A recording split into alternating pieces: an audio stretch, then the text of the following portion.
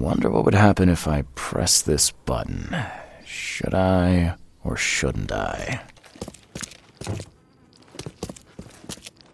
So very tempting.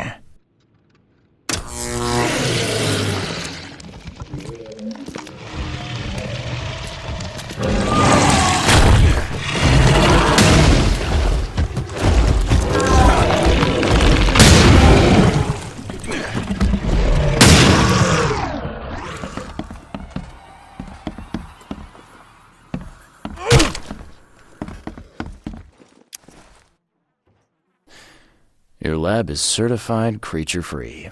Excellent, Mr. Reed. You've done us a great favor. Now we can get things up and running again.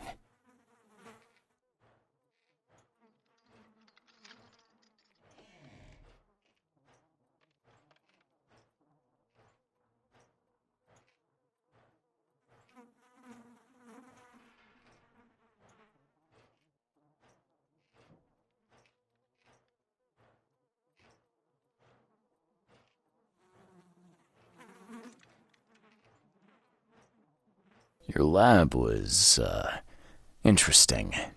Running experiments on those creatures. What's up with that? Oh, they're fascinating, aren't they? Convincing evidence of new branches in the evolutionary tree. Can you blame us for taking an interest? Maybe not, but so much dead flesh down there, that's going to attract scavengers. Didn't you think about that? Yeah, well, no. Well, be more careful in the future. Your point's taken. Okay.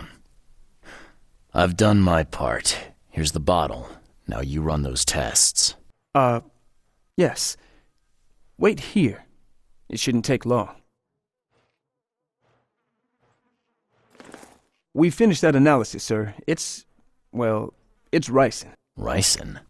A highly toxic poison extracted from castor beans. It's slow-acting, but absolutely fatal to humans. How can you tell if someone's been poisoned with ricin? The symptoms take several days to develop. At first, it's like a common cold. But over several days, it develops into hemorrhage, internal organ failure, and death. It's not a pleasant way to die. So, where do you get ricin? This isn't something you can pick up from a drugstore. About that. It is rare, but we have a certain amount of it here. For study, in our poison store. Or we did. I'm afraid that must be where it came from. The label had been tampered with, but it certainly looks like ours. Where did you find it? Crime scene. Someone was trying to poison a bunch of fish with it. This is horrible. I need to warn everyone in the university about this. There's some kind of cure for ricin? I'm afraid not. Once it's in your system, it's a death sentence. Who's got access to where the poison's stored? Only Professor Westerbrook has the key. His office is upstairs, right alongside Professor Cavendish's. Professor Westerbrook's not here, though. He's been sick for the last few days. Professor Cavendish is away as well, on vacation. Where do they live? I'm not sure, but probably somewhere in Advent. Most of the teaching staff live there. Wait, you don't think it was one of them? I'm working on that. Can you let me upstairs? All right. This is serious. I'll help you. Here's the key, but please don't disturb the professor's things. I'd like to know a bit more about your professors. What do you want to know? What can you tell me about Professor Cavendish? He's one of the most brilliant teachers we have here. A PhD at only 25. Just imagine. His biochemistry studies are second to none, worthy of a Nobel Prize. If he could complete his work. What's his problem? I don't know. There's some kind of family trouble. It's made him standoffish and irritable, and easily distracted. I hope he gets through whatever he's going through. We need his talent, especially in these dark times. I want to know more about Westerbrook. He's the head of our department. He's been here for, at least 30 years. He's one of the longest-serving staff we have. As you've already seen, he's particularly interested in the wild beast that recently appeared in our city. Yeah, that's quite the unique fauna you have there. I've no idea how he did it, but Mr. Throgmorton's men brought him live specimens for his research. He thinks he's on the verge of a breakthrough in evolutionary theory. A secret that, once revealed, will benefit all humankind. Some secret should stay buried, 6 feet under. You're not a man of science, are you? It's not about why. It's about what if. I'll see you later.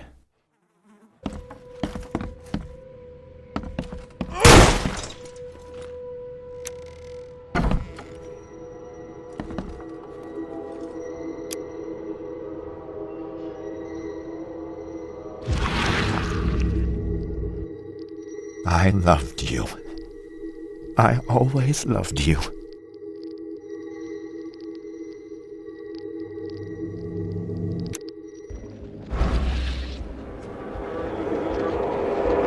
A lot of fancy dresses locked away in a dark corner for a long time. I'm starting to smell some deep family trauma here.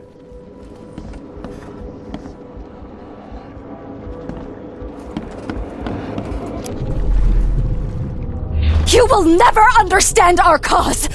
My child is blessed by the sea! I'm leaving you, George!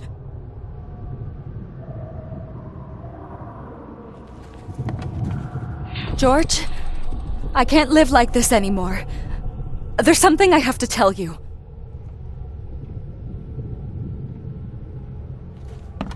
I don't care what your damn EOD cult demands, Anna! I thought the child was mine! Mine! Okay, let's see what we have here. George Cavendish.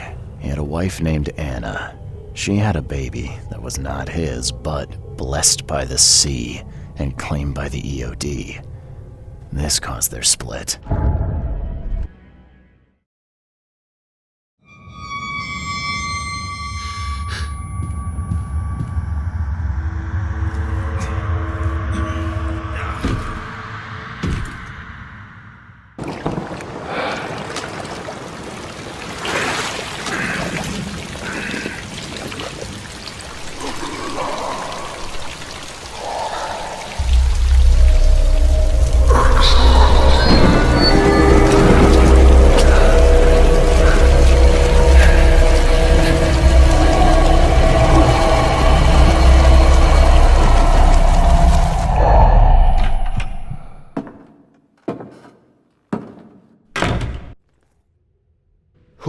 Who are you? What are you doing here? Calm down. The name's Charles Reed. I'm a private investigator. Right now, you look like someone who's breaking into my house. A burglar. Explain yourself. No, Cavendish. Time for you to do some explaining. Care to tell me why you poisoned the fish at the EOD warehouse? And you better not lie to me. Oh, sorry. Is this making you angry? Yeah, two can play at that game, and believe me, I've got plenty of anger for the both of us. How dare you? I'm only going to ask politely once. Then my gun will do the talking. Fine. Fine. Yes, it was me. But I had a good reason to do it. It all comes back to Anna.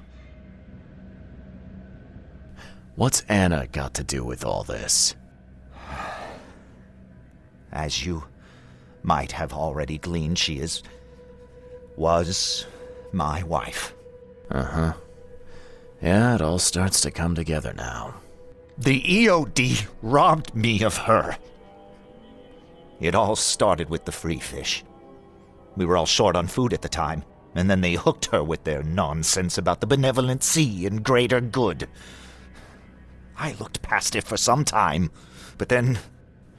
She became pregnant. Yes. At first, I was over the moon. But then one day she came to me, that snake, and told me that the child was not mine. She said it was blessed by the sea, that it was demanded by the EOD. Doom take them! I couldn't stand it. I just couldn't. Oh, this should be fun. What's your good reason for poisoning innocent people? You know the EOD are feeding the hungry, don't you? No, that's exactly the problem. They're not doing it out of charity. They do it to spread their influence and recruit new members. Some of those initiates, as they call them, vanish without a trace. And not just them. They kidnap ordinary folks, too. And poisoning the fish would prevent this how?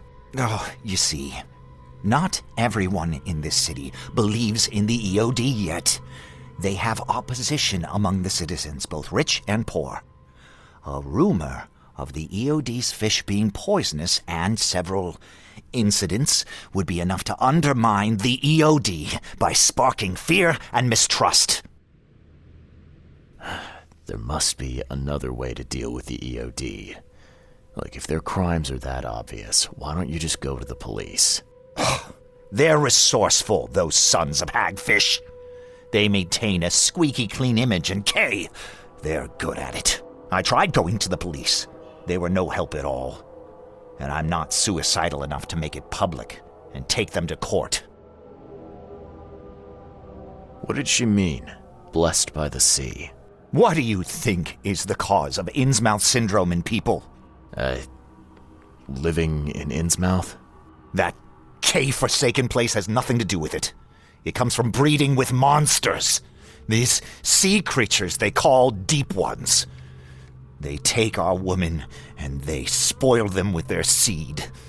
Then they give birth to degenerate fish-faced offspring. Where did you learn all of this? This information about the EOD? After Anna left, I had nothing. But I did have a lot of time to research Innsmouthers, the EOD, and the story behind them. It is an old and powerful organization. They appeared back in the mid-19th century in Innsmouth, and the first people with the Innsmouth syndrome started showing up around that same time. Perhaps not coincidentally. Of course not. And the EOD is immensely rich. The sudden rise to power of the Blackwood family happened right after they joined them. So what's your next move? I was interrupted and couldn't finish my task. The EOD received a fresh haul of fish, but now they're on alert and raised their guard. I understand I'm in no position to ask. But after reviewing all the facts I've presented to you, Mr. Reed, would you agree to help me?